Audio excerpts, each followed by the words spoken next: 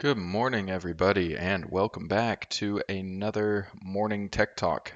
This time around, we have something a little bit more different planned than usual. As mentioned before, this is really just a 45-minute block where we do everything from talking about technology news to ranting about various topics that I want to rant about, or as mentioned previously, this is also the time when we can come in and do some live coding exercises. So again, I like to keep these videos concise, or these streams per se, because I want them to be easily consumed in the future. So there may be times when we go into some of these topics at a little more depth, specifically in some of these programming exercises and things. But for the purposes of these morning reviews, this is really just time to sit down, have a cup of coffee with me, and we'll wake up together and maybe talk about something interesting. And in a best case scenario, you learn something and I learned something. So without further ado, let's go ahead and get started. We have a ton of information to cover in a relatively short amount of time today. One of the things that we are going to be taking a look at is Windows OS development using the Win32 API, and we're going to implement something that's kind of cool. So it's not intended to be a fully comprehensive review by any stretch of the imagination, but it is going to get you on the right path if you're interested in doing something like this on your own, and it's going to show you some of the key concepts that you need to take into account when you're doing Windows OS programming, and it's also going to kind of show you how to use the documentation, which is actually really fantastic. Microsoft has done a great job documenting a lot of their APIs. When you get into some of the more niche COM APIs, like the Excel COM APIs or automation libraries, maybe not, maybe not as good. But as far as their core Win32 APIs, yeah, they're documented well. So we'll step through this. Again, there's a million and one topics. We could do full day courses on any one of these, but we won't. We're just going to do really high level. So if you want to follow along, make sure you have Visual Studio. I'm using Visual Studio 2019. We're just going to be using base C++ 14. No need to upgrade to any of the newer standards for this particular project. And let's go ahead and get started. So first things first, let's go ahead and open up Visual Studio. We're going to create a new project here, and we're going to do an empty project. And there is one thing I wanted to point out. I realized yesterday when I was talking to somebody in the same morning Tech Talk stream, um, we were talking about just my background and things like that, and I had mentioned that I'm a Windows developer. I just wanted to clarify that is 100% accurate, but I'm not affiliated with Microsoft. And by no means am I one of the guys that's actually building out the operating system to use. I just write Windows applications for various clients. I've done a lot of different roles in my career. This is just where I'm at now. So again, this stream is not affiliated with Microsoft. I personally am not affiliated. I've worked for FANG companies in the past, just not Microsoft, and even them I'm not affiliated with. So these ideas, this stream is my own. Just wanted to get that up there up front in case it wasn't obvious before. All right, let's get back into our little application here. So again, what we're going to be building is what's called we're going to be leveraging Windows hooks, and particularly the low level keyboard hook. And so we'll get into what the differences and the nuances are between them, but effectively what we're doing is we're going to be intercepting keyboard presses. So the scan codes, which are then translated into the virtual scan codes, we're going to be intercepting those prior to the Windows operating system actually processing them. And so that gives us a lot of flexibility. We're not going to be doing anything malicious like keyloggers or anything, but this is absolutely kind of the path that one could conceivably go down if you were to do such thing. For our purposes, you could basically either disable keys, you could do things like send mouse inputs whenever you press a certain key combination. Hell, you could have it open up applications if you wanted to kind of build in your own OS based keyboard shortcuts and wanted to make them specific to the operator, like at that low of a level instead of just an application. So there's a lot of different things you could do with this. We're just going to be doing a very high level where we press a key and we can catch that key and translate it into a character representation and print that back to to the console. So that's really all we're going to be doing. We're going to be using an empty C++ project. There's no need for any of the console apps or anything like that. We'll just name this test for now, and we'll create this new, oh, looks like I already have one. So we'll do test one. Let's go ahead and get this created. All right, and here we are in a blank window. Now I'm going to keep the documentation up at the same time because I think it's useful to kind of have this. If you've worked in a development position or in a development capacity at any point in your career, you'll know that Google and keeping a window is right next to you to Google shit is probably one of the most required skills in software engineering. There's just so much out there, and there's no way that anybody expects you to remember it all. So yeah, this is the way we're going to roll. If it gets to be annoying, just let me know, and I can free up some screen space for us. So what we're going to do now, you can see we opened up our test one project. This is completely blank. We don't even have any core C++ files. Normally, given that C++ is obviously an object-oriented language, it's a beast of a language, but I love it. We are not going to be using header files or anything. This is all going to be in a single C++ file for this particular case. Now, obviously, it can get a little bit more advanced if we were to kind of extend this and port this into something different, but for right now, we'll keep things nice and sweet. So we are going to create a new source file, just a base C++ file. We'll just leave it as source. We don't need to name it anything fancy.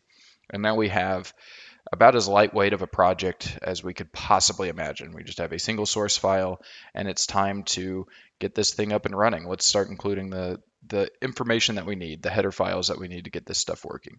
And before we do that, let's take a sip of coffee.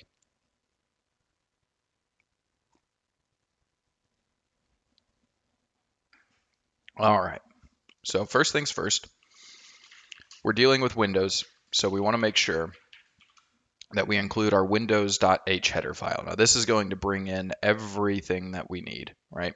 It's going to have references. You can see winuser.h. This is just a core framework file, I guess you could call it, that brings in just about everything you need. It's not fully comprehensive, so like if you wanted things like an XML parser and you wanted like an unmanaged XML parser, you'd something like XMLite. Not included by default with windows.h, but this is going to give you just about everything you need for most cases, I would say. And then you have the option to include others, obviously, as you specialize. So let's go ahead. Now that we have that, we'll create our main function.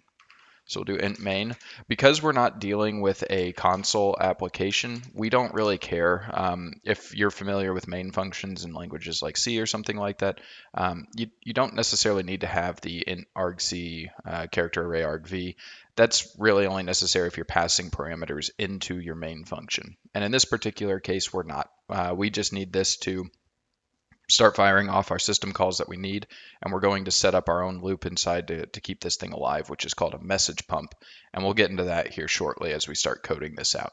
Again, if you have questions, please let me know, because I'm just going to keep going at 100 miles an hour if we don't. So, this will be uploaded later, so if you do want to go back and watch anything, don't worry if you're following along as well. So let's go ahead and make sure that we have everything loading in correctly that we would expect to see. And the way that we're going to do that is by including our IO stream. This is going to give us the functionality for cout. And we'll just do a nice, in true programmer fashion, a nice hello world.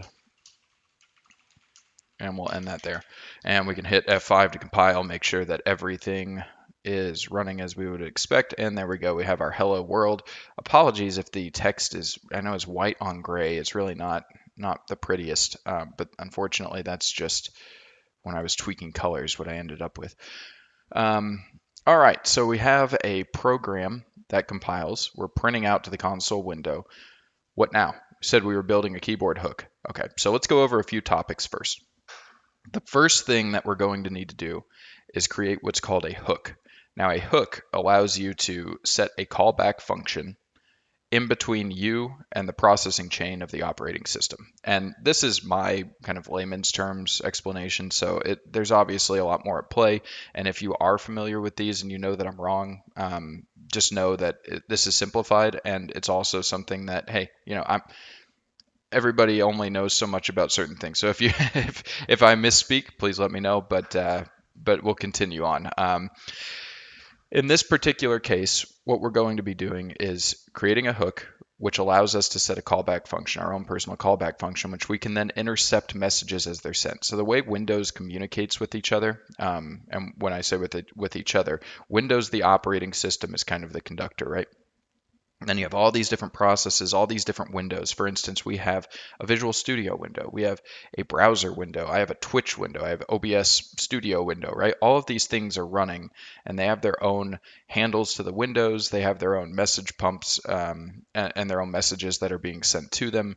And so the way that the operating system knows how to send data back and forth is by this concept of sending messages to all of these different places, and then those will intercept the message and process it accordingly, or tell the operating system what to do next, given certain events that took place in that window.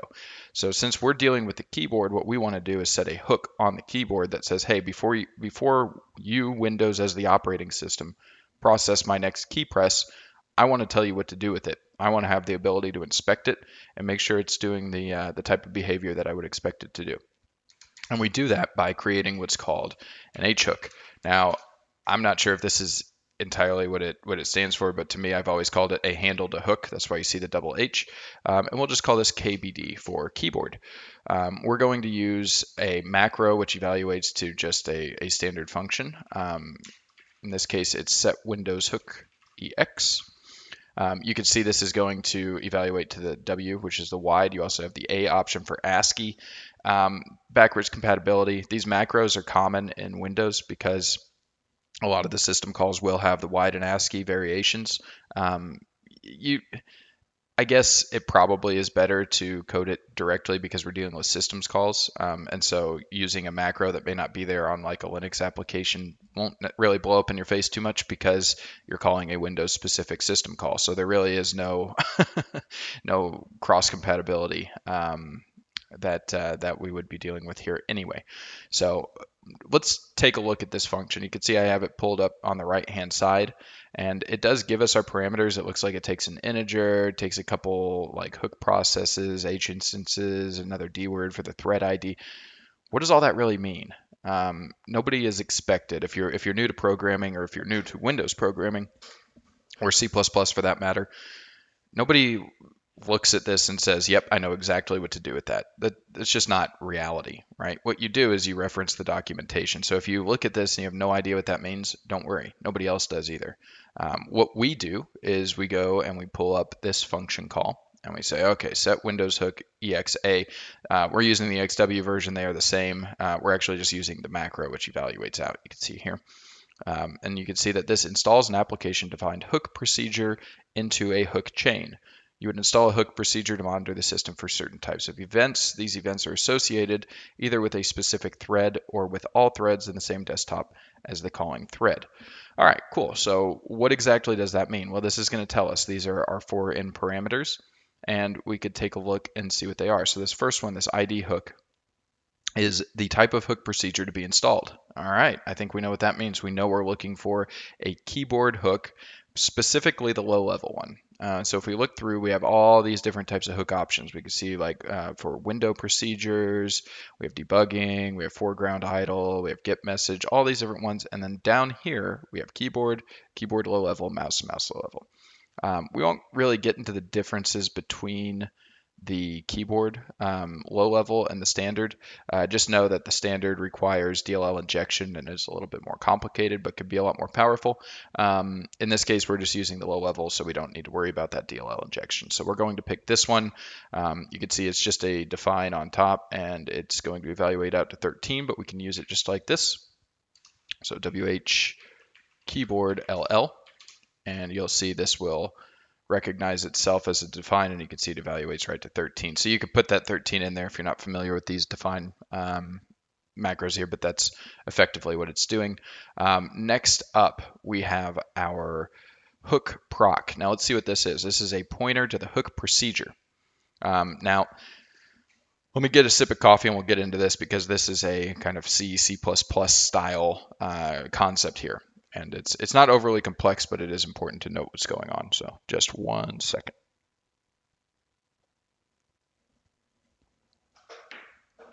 All right.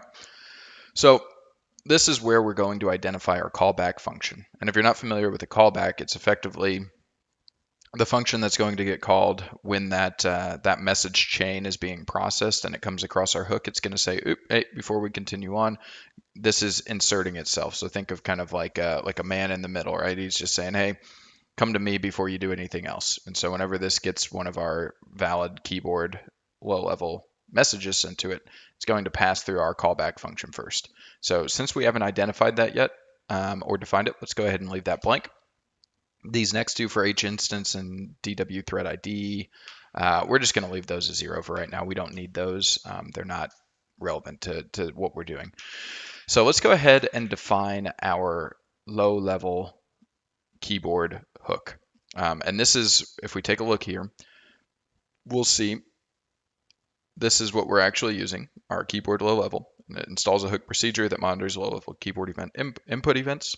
Very cool. And we can actually click on there. I already have it opened up here.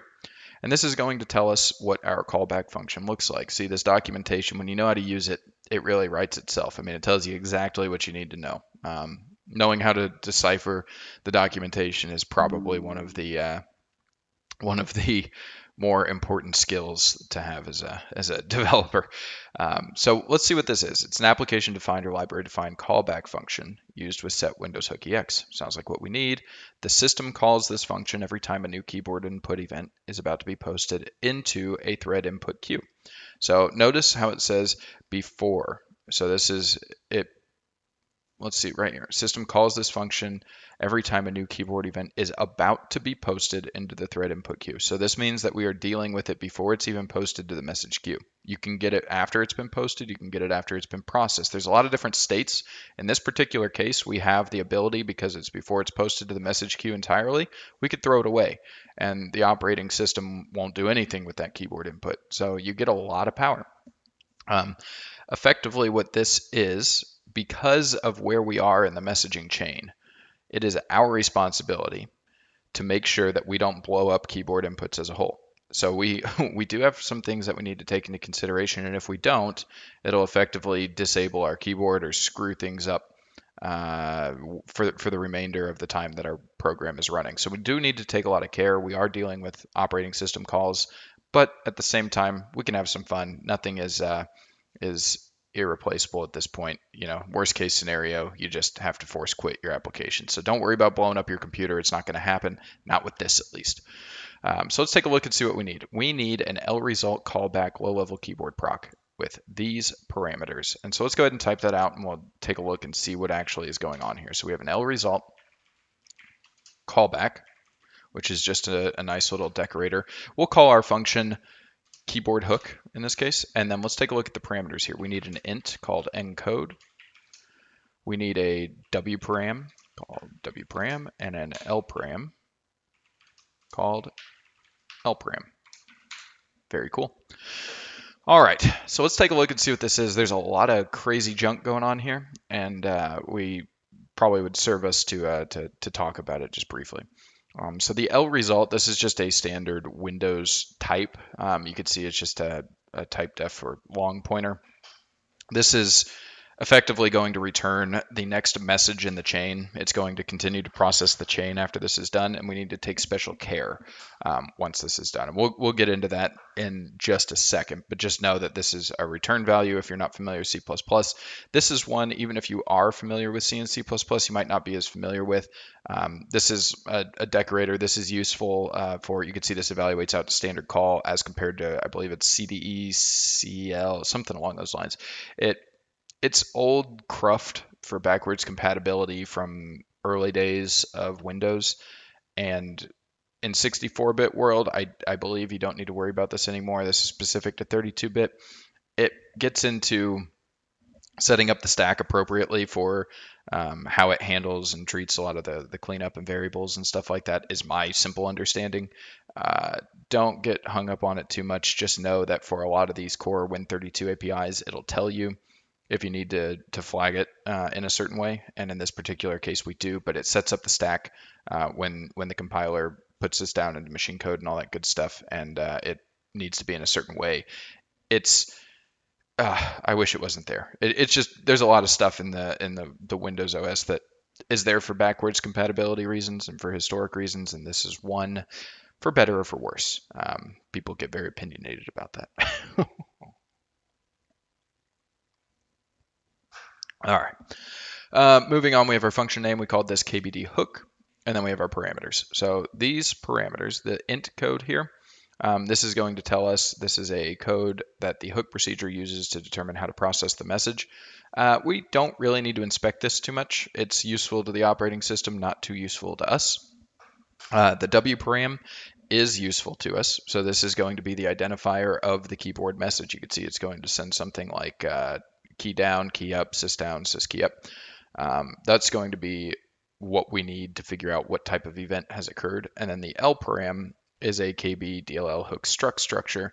And if we were to take a look at this page, we'll see that this contains all of the information about the key that was actually pressed. So we have the virtual key code, we have the scan code, we have flags that were set at the time. Were there multiple keys pressed? Was this held? Was this, what was the time that it occurred?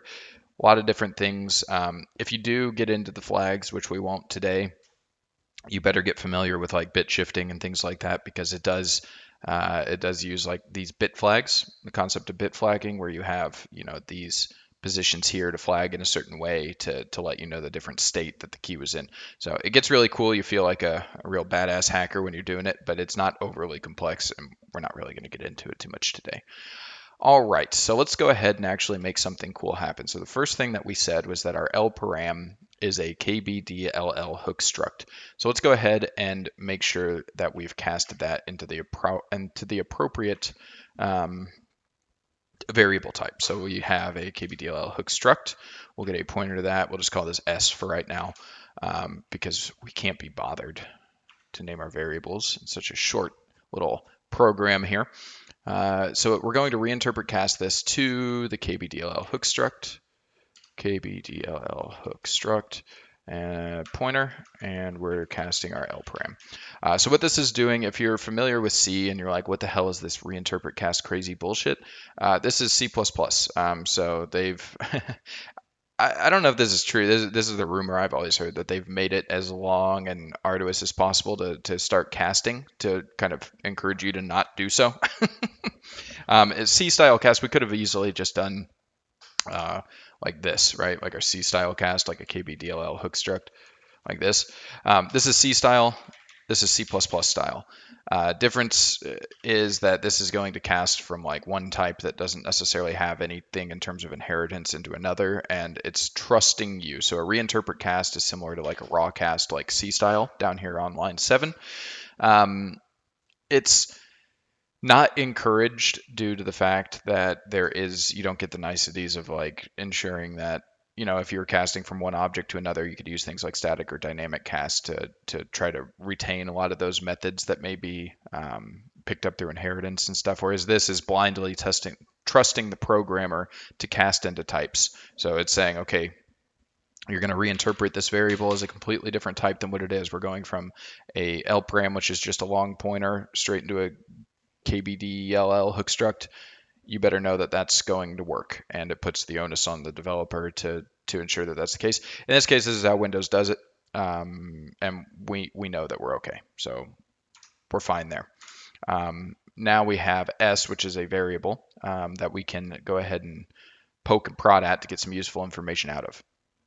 So before we get into processing the messages, I actually just remembered we forgot to fill in on line 15 our set Windows hook EX. So let's go ahead and finish up this. Now that we have our function defined, we just need, I believe, if we go back to our documentation, it said we needed a pointer to the hook procedure. And when it says a pointer, what it means is it needs the memory address to the function that it's going to call. There's two ways to do that in C++. We could either use the and sign, which is you're going to get the memory address. This is my preferred approach. There's two ways to do it. You could either do it with or without. You could just do it like this, and it would effectively just return. If you use a function name like this, the compiler will just pop in the memory address associated with it. I like to be explicit about it, because when it comes to coding, The last thing you want to do is make assumptions, and the last thing you want to do is have other people reading your code make assumptions as to what you meant. So for me, I like to put the ampersand to let them know that, yep, this is the memory address of my function.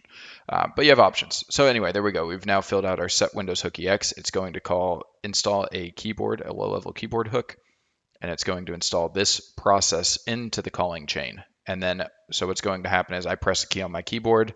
It's going to find this guy here. It's going to jump in. The first thing we're going to do is reinterpret cast the L param and do a KBDLL hook struct. And then what? Well, then looking at what we have in our callback procedure, we can investigate the types of codes that we're receiving by looking at wparam. So we can set up just a very simple switch statement and pivot on wparam. And what cases do we want to track? In this case, let's just check for key down. We'll keep this really simple. So we can do a WM key down. And I'm not just coming up with this out of thin air, right? This is something that that the documentation is literally telling me right here. WM key down. And if you want to know more, you can click on it. In this case, it's pretty self-explanatory. We know that this is a key down event. What happens when the key goes down? The key is going to be in one of two states. It's either going to be down or up. So there's two things that happen when you press a single key. Key goes down, key goes up. You can have events happen on both. So you get a lot more than just a single event in this particular case. The other two are specific to sys keys, which are going to be like your Windows key, and I believe Alt Control is not considered one. Again, useful if you're doing things like system modifiers and things like that, but I digress. So we've now said, okay, as we're processing the keychain, or the message chain, if we see a key down event pass through our particular keyboard hook process, what we want to do is we want to get the character representation of whatever key was pressed, and we want to print that to the console. You could do things like disable the key. You could open up a browser. You could send mouse inputs. You could do whatever you want. We're just demonstrating basic functionality right now. So we know we want a character. Let's call this character C. How do we get the actual value out of this? So we know that we can get the values out of our struct, right, which is S. So let's go ahead and use Visual Studio here to kind of poke and prod a little bit. So because this is a pointer, we use the dereference arrow here, and you can see that we have a couple different things. And this is the same thing that we see over here on the KBDLL hook struct, but we can kind of poke and prod this here in the IDE as well. So we have these options. I think it's going to be something along the lines of either a scan code, which sounds about right, or it's going to be this VK code. So let's go ahead and take a look and see what the difference is between them. The VK code is a virtual key code. It's going to be in the range of 1 to 254, and the scan code is the hardware scan code for the key. Now, this is getting a little bit deep into how the keyboard and how the hardware itself is actually being processed. So each keyboard that you look at has this concept of virtual codes and hardware codes. So the hardware scan code might be for a given keyboard.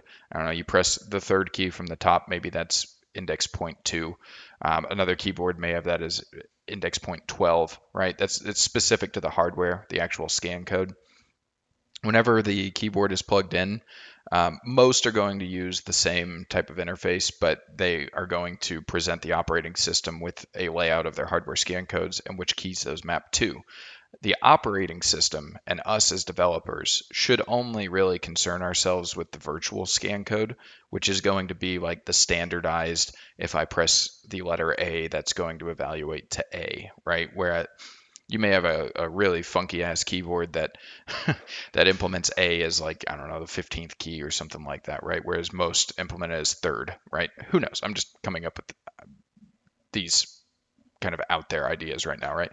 But that's the scan code, the hardware scan code specific to the keyboard itself. The virtual scan code is what we want to be dealing with because that's what reality is, right, as far as we're concerned. So we are going to investigate this virtual key code. Sorry, these are my advertisements from my browser popping up here. So we want this virtual key code. So now we have the virtual key code. Can we just print that? Not quite, not quite. Because if we think about what's actually going on with the virtual key codes, let's take a quick look at ASCII table. So if we were to press something, if we were to look at the virtual key code and what was actually returned by our operating system and we pressed the letter A, we would see something along the lines of hex 40, right? Or, I'm sorry, hex 41 in this particular case, or a hex 61, depending on if it was uppercase or lowercase, if the shift modifier was pressed. So in this particular case, the scan code itself, the virtual scan code, isn't going to be that useful to us. We need to find a way to actually map this into ASCII.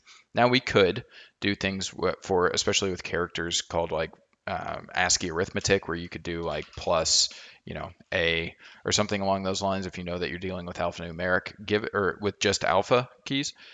In this particular case, we don't necessarily know that. And so we are going to use a function to kind of do that for us, which is the map virtual key. It's provided by the Windows header file. Makes it nice and useful for us. The problem with the previous approach is that we don't know if we're pressing a number or a letter, and so we want to have a more robust way of handling that. And given that it's already built for us, we don't really need to think about it. So let's go ahead and call this function map virtual key. And again, this has macros. So it's going to evaluate to either the W or the A. This is the ASCII one. Ours is going to evaluate to the wide character because we are in a wide world. You shouldn't be using the A. Just use the macro, let it evaluate to what it should be, but you should always be on the W. Just for heads up. All right, and now we have a couple different map types. So this gives us more integers, unsigned integers that we can pick. These are going to tell the function, what do we want to map to? You can see there's all kinds of different things, like the scan code is translated into a virtual key code that does not distinguish between left and right hand keys, blah, blah, blah. This one looks like something we would want, right? Going to the character. The definition is the ucode parameter is a virtual key code and is translated into an unshifted character value in the low order of the word blah. If there's no translation, function returns 0. So that's what we want. So let's go ahead and pop this in. Map virtual key to character. Okay, and we're assigning that to a character variable, right? Because the return value of this, if we were to look, returns an integer. And that integer is, if you assign it to a character, there's that implicit cast into a character value from the ASCII code into character. It happens behind the scenes, but it's important that you don't just try to print out the results of this function, because if you do, you will just get an integer, and that's not really useful to anybody. So using our implicit cast to character here is how we're going to get that value to display. All right, if that didn't make a whole lot of sense, apologies, but trying to keep this condensed into a 45-minute block. So let's go ahead and print this out. So we're going to print it out to our console. We had our character C. Let's do this, and let's make sure that because we are good programmers, we're going to break out of our switch statement. Now we get into not screwing up the rest of the calling chain. So what the hell what do I mean by that, right? What could we possibly mean? There is this function call, if we look at our screen here, called call next hook ex. Now this needs to be the return value of our function. What this is effectively saying is we've inserted ourselves into the middle. How do we tell it to continue to process? How do we tell it to keep going? Because if we don't, keyboard events as we know it are just going to stop. It's not gonna be pretty for anybody. It's actually pretty straightforward. So our return value needs to be this call next hook ex. And if we look at the function, you can see it returns no result, which is the same as ours. All right. So just going to continue plugging along. Now, what do we provide for these parameters? Well, keep it nice and simple for you. It's exactly what we've already passed in. Because we've inserted ourselves into the middle, we've effectively just said, hey, just stop and give me the opportunity to do something and then continue on like I wasn't even there. So we're just going to take the exact same parameters that we were toying around with, slam them back into the next chain, and just let it continue to process like it was before. We have the option, if we wanted to call next hook ex and return null, null, null, null, null, null, null. If we wanted to shut down any processing for this here, it could return like a 0 or a null, and you would effectively disable key presses for a given condition. But in this case, we don't want to do that. We just want to continue to process, and this is exactly how we would do that. So let's take a look and see what our program as a whole does so far. So we start off in the main, we kick off hello world, we print that at the console, we've already proved that works.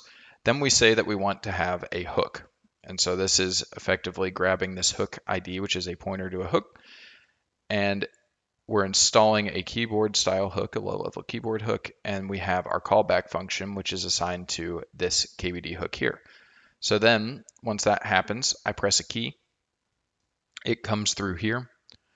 It's going to cast our L param into this hook struct so we can go ahead and investigate which keys were actually pressed during the time. We have our W param, which tells us what type of event it was. In this case, we only really care about the key down events. And then we're going to map our virtual key code into a character, and we're going to print that to the console. So we would expect that as we type out, everything would display appropriately. Now, we're missing something. If we take a look at our main function again, we're going to print, we're going to get this hook reference, and then we're going to return 0. That's it. It's never going to have the opportunity to call our KBD hook because our program is just going to close in what appears to be the blink of an eye. So how do we get this to remain open? Well, it's the same thing that you would do if you were writing a video game. Everything boils down to, like, in gaming terminology, it would be like a tick, and you can have like a tick rate and things like that, right? But it's effectively a loop.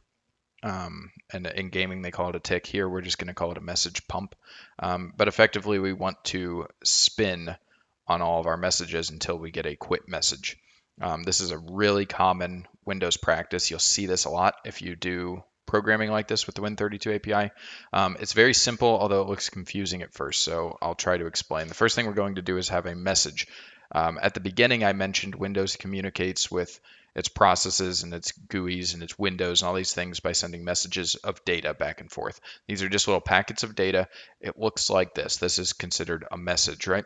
Where it has code, it has WParam and an LParam, and you can load these down with structs and things to get a lot of different information sent as data per each message. But in this case, we're just going to come up with a dummy message here, and we're going to set up our loop to spin over. Now, our loop is going to have the check of get message. And in this case, we're going to get a message, and we're going to load it into, this is what's called an out parameter, right? So we're passing our message in, and the function is going to load the data into that message. We're going to not care about any of these because we want this to just spin. And then once we have a message, we're just going to continually translate that message. And then we're going to dispatch it. Okay. So what this is doing is it's saying we're going to continue to spin while this is greater than 0, which 0 in this case would signify a process quit code. And so we're just going to continue to spin, translate messages, and dispatch them accordingly. So it's just going to sit there and pump messages. That's why it's called a message pump. You may have to stare at it for a while before it begins to click. It took me, this isn't something that's just intuitive, right? It does take a while. It takes a little bit of research. So if you're curious and you want to understand more, make sure that you look up the keywords are going to be Windows message pumps or Win32 API message pump. And there's people that provide a lot more information on this. But this is effectively what it's doing. It's going to keep our application open until it receives that 0 code, which is the process quit. I believe the message is a WM quit. In the same way that this is Windows message WM key down, we would receive a WM quit, and that's when this loop would break. So this is going to spin, and then we need to do one more thing. We need to clean up our hook. So whenever we have set up our hook here, you can see this is a pointer to the hook here. We need to make sure to unhook that so this doesn't think that it's still there after our program is terminated. So we want to unhook Windows EX, unhook Windows X EX, and we want to pass in our hook, which in this case is KBD. And that is everything that we should need. So if we were to run this, we would expect that we would get hello world, we would register and insert ourselves into the message chain of the keyboard, the low-level keyboard messages. If we receive a key down event, we would translate that character or that message into a virtual key code and then decipher that into the appropriate ASCII value. and print it back into the console. So let's see if that's what we have here. F5 is a quick little shortcut here to compile it. We can see hello world. I'm going to type in hello. And hopefully that's clear. You can see A, B, C, D, E, F, G, 1, 2, 3, 4, 5. It works. So you can see we have successfully inserted ourselves into the calling chain, and we can now print these values back out into our console. What this means is that if you wanted to get really fancy with it, you could use things such as Win32 send input. You could do things like this: synthesizes keystrokes, mouse motions, and button clicks. So you could send things like using send input. We could call it right in here. So given a condition, right, we could say if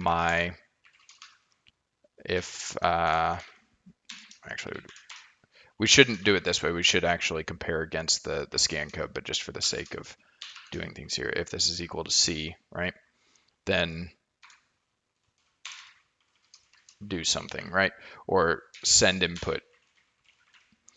And so you could have like your own special custom events and things like that that are kind of in there. You could have this start firing off mouse inputs. You could have it move the mouse to the exit button, or you could have it do an Alt F4 if you wanted to play with people, right? There's all kinds of possibilities, but this is effectively what you would want to do. Again, don't compare against the raw character value like that. You should be comparing against the virtual code, or the not the hardware scan code, but the virtual key code.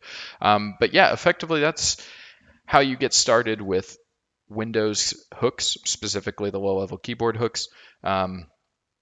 You would obviously want to separate these things out into different files and things like that and get this standardized a little bit better. But hopefully this was useful. This is something that I always like tinkering around with. So if you did enjoy this and you want to see more things like it, or if you want to take this existing project and kind of expand it into different avenues, like actually go down the path of sending input through mouse movements and things like that, then let me know. But yeah, hopefully this was enjoyable. Thought I'd give something, try something a little bit different for today's morning tech talk, more of a follow along, if you will. And if you learned something great, if there's any feedback that you guys have, please feel free to let me know. But I think we are right at our time. Like I said, I like to keep these short and sweet, 45 minutes, so you can kind of use them to wake up in the morning and learn something new. Appreciate you guys watching, and have a good rest of your day. See you later.